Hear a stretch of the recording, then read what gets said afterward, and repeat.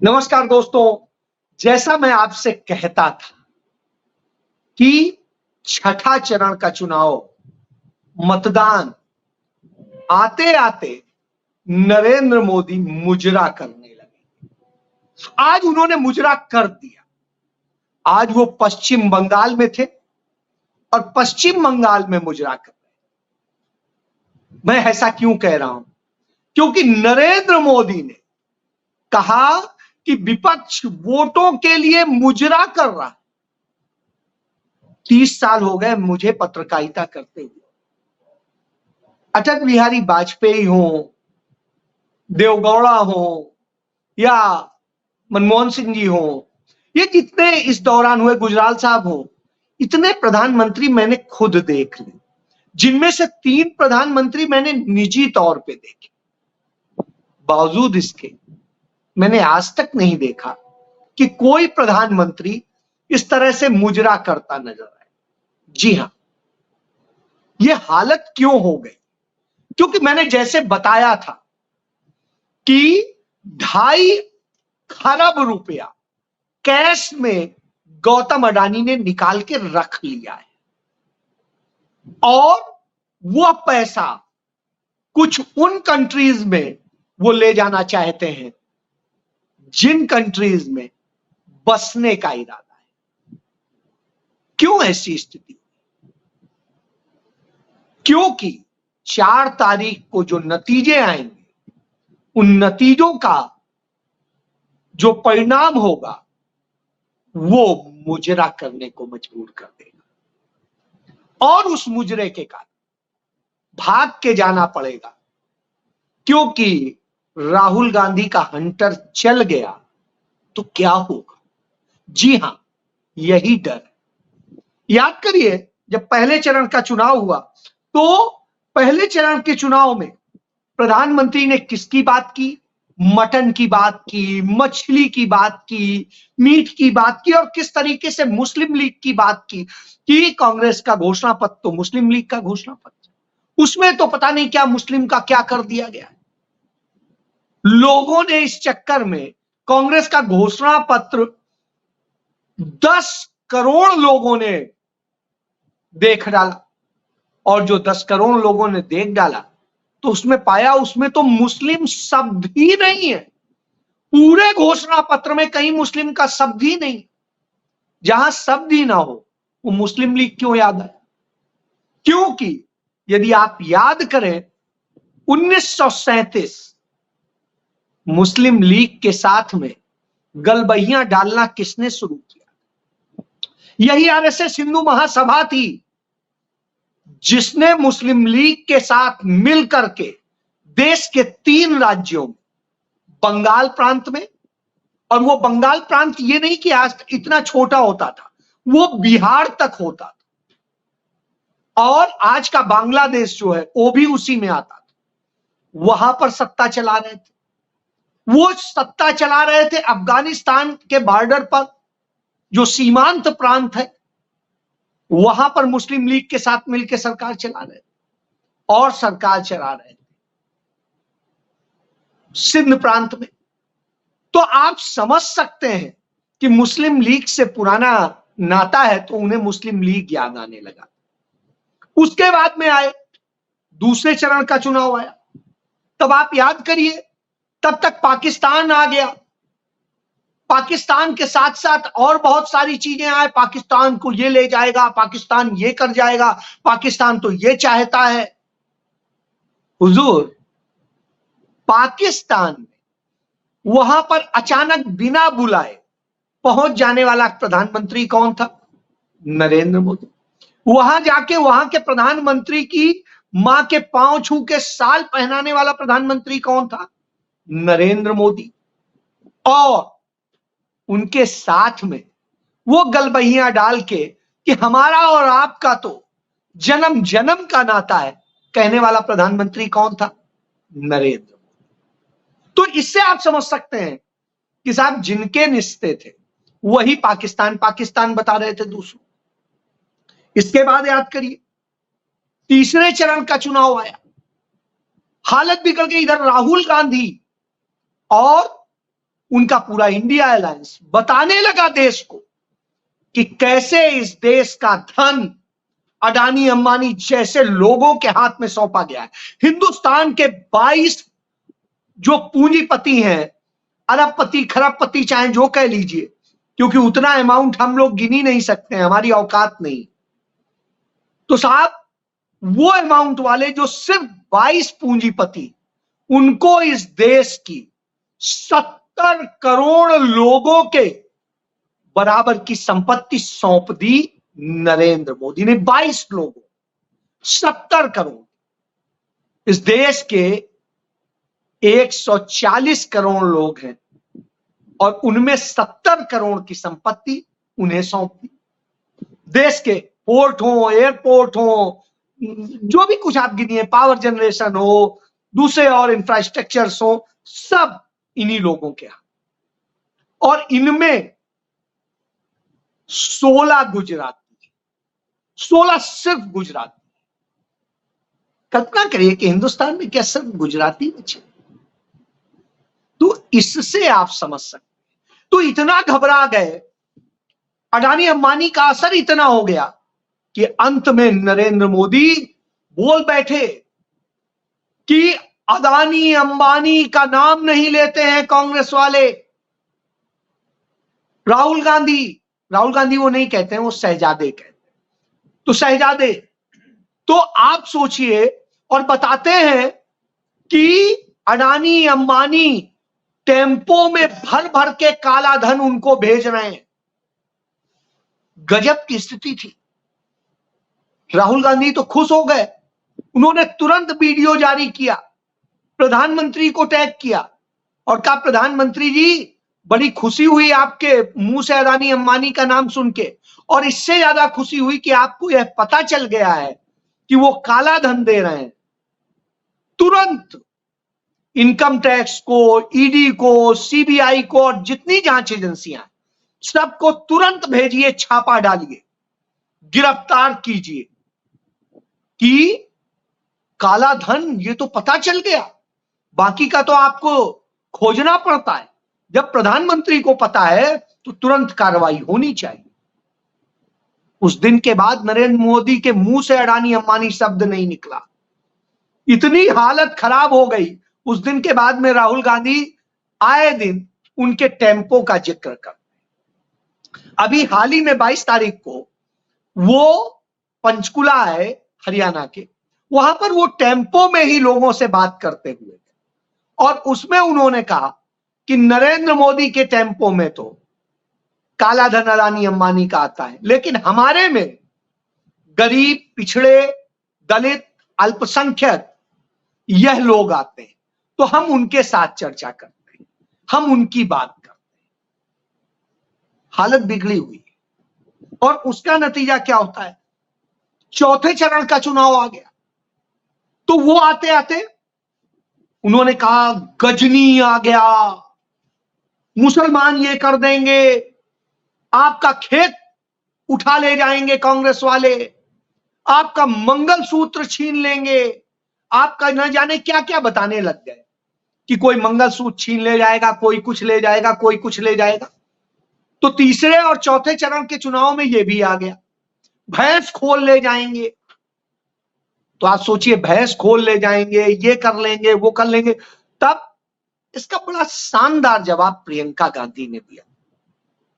प्रियंका गांधी ने कहा कि नरेंद्र मोदी ने जरूर लोगों के मंगलसूत्र छीन लिए, उन्होंने वह हालत कर दी। और ये डेटा आ गया, ये डेटा आ गया कि कोविड के दौरान 78% महिलाओं ने, जो गरीब महिलाएं थी, पिछड़े और दलित परिवारों से महिलाएं थी, उन्होंने अपने मंगलसूत्र और तमाम जेवर गिरवी रख के घर चलाए या बेचे। तो यह आ गया।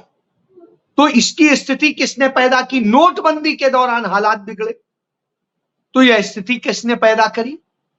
नरेंद्र मोदी। नरेंद्र मोदी ने ही उन महिलाओं के, जिन्होंने तमाम सारे, चाहे पुलवामा के अटैक हो, दूसरे और तमाम सारे वो हो, उन सब में जो शहीद हुए, उनके मंगलसूत्र छीन लिए। तो साहब इससे आप समझ सकते हैं कि मंगलसूत्र छीनने का काम तो आपने किया। प्रियंका गांधी ने कहा, मेरी दादी ने 1962 में देश की आज जब चाइना से लड़ाई चल रही थी तो सेना को लड़ने के लिए धन की आवश्यकता थी, अपने सारे जेवरात मैं मंगलसूत्र वो सेना को सौंप दिया। मेरी मां का मंगलसूत्र जो उनका पति होता है वो इस देश के लिए शहीद हो गया। तो हमने तो मंगलसूत्र अपने दिए हैं इस देश के लिए, हम किसी का क्या छीनेंगे। और मंगलसूत्र का मूल्य, उसकी अहमियत नरेंद्र मोदी क्या जाने, जो अपनी पत्नी के मंगलसूत्र की भी लाज नहीं रख पाए। जवाब नहीं था। उस दिन के बाद में नरेंद्र मोदी मंगलसूत्र की बात करना बंद कर, भैंस की बात पे आए और दूसरी पे आए, उस पे भी जवाब दिया गया। बताया गया कैसे आपने लोगों को भैंसे बेचने के लिए मजबूर किया, कैसे जानवरों की यह स्थिति हुई है, उस दुर्दशा को दिखाया। तो साहब फिर वो भी आवाज निकलना बंद हो। फिर खेत बंटवारे की बात करने लगे कि आपकी सब कुछ विरासत, सब कुछ जो है कांग्रेस जब्त कर लेगी, ये कर लेगी।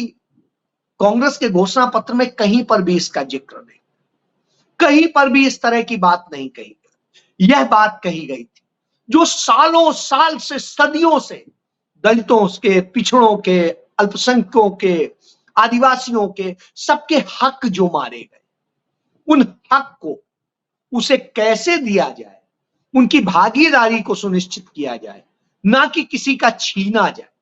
उन्हें देने की बात की गई और जब देने की बात की गई तो हालत बिगड़ गई। तब इस तरह की बातें करते हैं। बहरहाल इच्छा है इसकी बात कर ली तो उसका जवाब दिया गया। इसके बाद पांचवा चरण आया। पांचवा चरण आते आते हालत यह हो गई कि नरेंद्र मोदी ने खुद को ईश्वर का अवतार घोषित कर दिया। कह दिया मैं तो दिव्य अवतार हूं, मुझे तो उसने भेजा है, मैसेंजर ऑफ गॉड। जैसे यीशु मसीह को कहते हैं, जैसे मोहम्मद साहब को कहते हैं, जैसे गौतम बुद्ध को कहते हैं, जैसे गुरु नानक देव जी को कहते हैं, जैसे राम और कृष्ण और इन सबको मैसेंजर ऑफ गॉड कहते हैं। तो नरेंद्र मोदी तो मैसेंजर ऑफ गॉड है। खुद ही बताए कि मेरे पास दिव्य शक्तियां हैं, मैं दिव्य अवतार हूं। गजब की स्थिति आ गई। इतना बड़ा दिव्य अवतार, लोग साष्टांग लेट गए।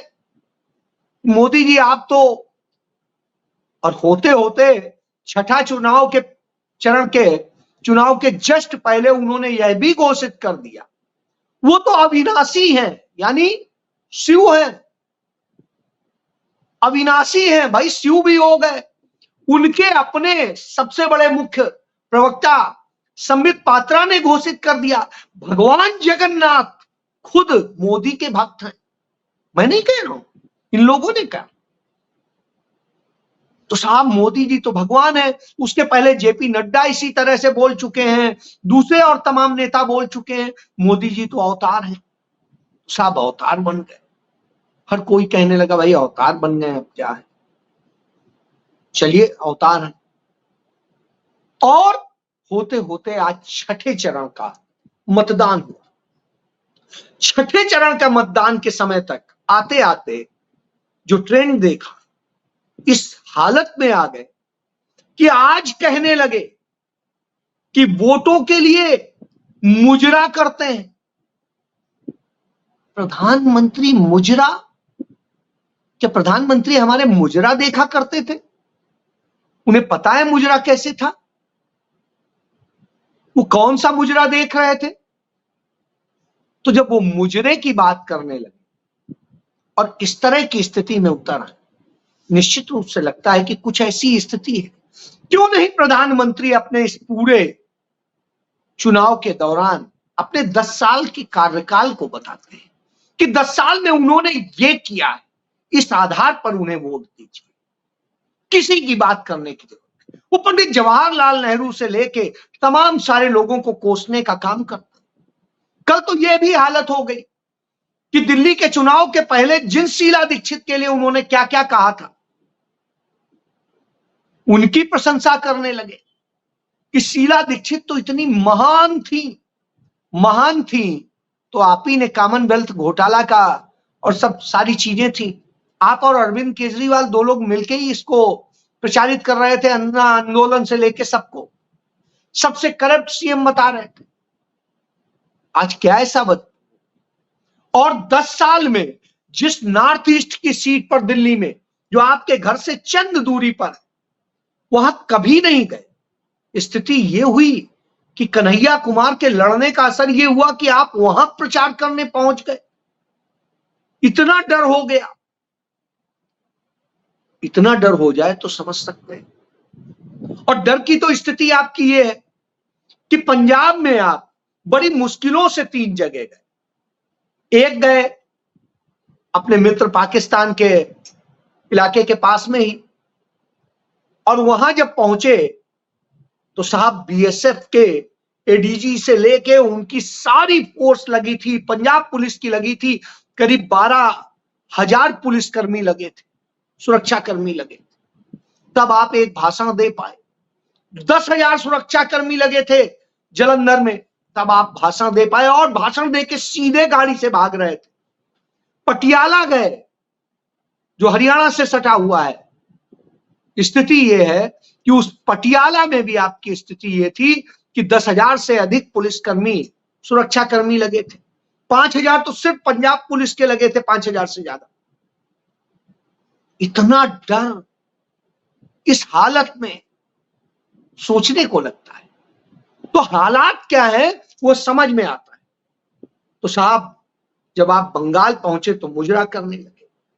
अब जब मुजरा करने लगे तो लोगों ने भी कहा कि आखिर हो क्या गया है प्रधानमंत्री, छठा चरण आते आते यह हालत हो गई। हकलाने लगे हैं तमिलनाडु को, पता नहीं क्या तमिलनाडु कुछ कहते हैं। इसी तरीके से दिल्ली में स्थित जामिया मिलिया इस्लामिया जो यूनिवर्सिटी है, बहुत पुरानी, देश की आजादी के पहले की यूनिवर्सिटी है, उसका नाम लेने में, जो सेंट्रल यूनिवर्सिटी है उसका भी नाम लेने में आप गड़बड़ा गए, अपना नाम लेने में गड़बड़ा गए। स्थिति यह हुई, पता नहीं कहां कहां क्या क्या बोल जा रहे हैं। इस तरह की जब हालत हो जाए तो लगता है कि शायद मानसिक संतुलन खो बैठे। क्यों खो बैठे हैं? आप तो 400 पार कहा करते थे, आप क्यों नहीं कहते हैं 400 पार? क्या हालत हो गई, क्यों नहीं कह पा रहे? आवाज क्यों नहीं निकल? राहुल गांधी ने जब बोलना शुरू किया, पिछड़ों, आदिवासियों, दलितों और इन सब की बात करते हैं, तब आज आप बोल रहे हैं कि आप मरते मर जाएंगे, पिछड़ों, दलितों, आदिवासियों और इनका कुछ नहीं जाएगा। लेकिन इस देश ने देखा है पिछले 10 साल में आपने उनका क्या छीना। इस देश में पिछड़ों के जो पद हैं उन पद पर भर्ती नहीं हुई है। दलितों के 60% पद खाली पड़े हुए हैं, आदिवासियों के 80% पद खाली पड़े हुए। यह हालत है। तो उनको नौकरी न देनी पड़े, इसके लिए कॉन्ट्रैक्ट भर्ती करेंगे, इसके लिए सिविल सर्विसेज में लिटरल एंट्री करेंगे, और इसके अलावा तमाम चीजें करेंगे। क्योंकि राहुल गांधी ने संविधान का विषय उठा दिया, और यह संविधान का विषय ऐसे नहीं उठा। आपके ही नेताओं ने बोला कि संविधान खत्म करना है, इसलिए 400 पार चल। आपके सीनियर नेताओं ने, आपके संघ प्रमुख तक ने यह बात कही। तब हालत यह हुई, तब राहुल गांधी ने बोला कोई ताकत लग जाए मैं संविधान को नहीं खत्म होने दूंगा, ना ही हक मरने दूंगा, सामाजिक भागीदारी का करवा कर रहूंगा, और यह मेरी जिंदगी का मिशन। आपकी हालत यह बिगड़ गई कि आज आप यह कहने लगे कि नहीं मैं अब ये करूंगा। यानी आपकी भाषा, राहुल गांधी बिल्कुल सही कहते हैं, वो जो मोदी से बुलवाना हो वो बुलवा सकते हैं। और साबित हो गया कि राहुल गांधी जो चाहते हैं आप वो बोलने को मजबूर हो जाते हैं। आज हालत ये हो गई है कि राहुल गांधी की पिच पर आपको आना पड़ रहा है और आप जो चुनाव को हिंदू मुस्लिम बनाना चाहते थे वो नहीं कर पा रहे, इसलिए आप बौखला गए।